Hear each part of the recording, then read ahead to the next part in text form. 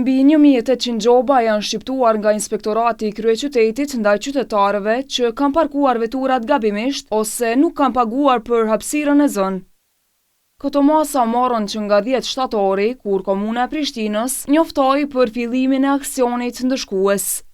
Inspektorati i Kryeqytetit është duke zbatuar në tërësi rregullore për parkingje dhe po ndërmerr masa ligjore si ndaj operatorëve ilegal, ashtu edhe në zonat e mbuluara nga Prishtina Parking. Njëkohësisht masa ligjore po merren edhe ndaj të gjithë qytetarëve që parkohen në kundërshtim me këtë rregullore. Secila prej gjobave u shqiptua në vlerë prej 30 euro.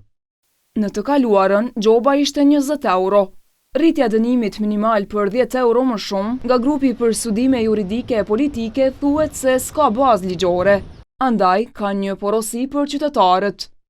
Referuar edhe aktgjykimit të Gjykatës Supreme, CSL kërkon nga ana e qytetarëve që të kryejnë pagesat për tarifat e shfrytëzimit të parkingjeve, por rikujton se nuk ka asnjë obligim ligjor as financiar lidhur me gjobat. Të angazhuar për këtë punë janë vetëm 4 inspektor komunal. Nga Prishtina Parking thanë se mbështetja për inspektoratin kufizohet vetëm në logjistik, ndërsa nuk është bërë qartë kush i inkason mjetet nga gjobat.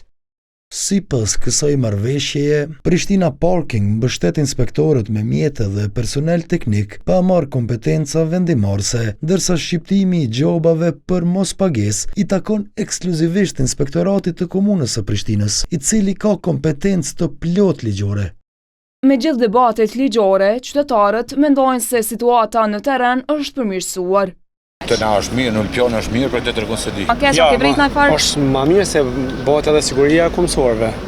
Gjobitja filloi pas 6 muajsh mungese kontrolli të parkingjeve publike, pasi Gjykata Supreme kishte shfuqizuar pjesërisht rregullorën menaxhuese. Marrëveshja mes Inspektoratit dhe Prishtina Parking është nënshkruar jashtë kësaj rregulloreje, ndërsa dokumenti i ri rregullues është ende në hartim me sipër.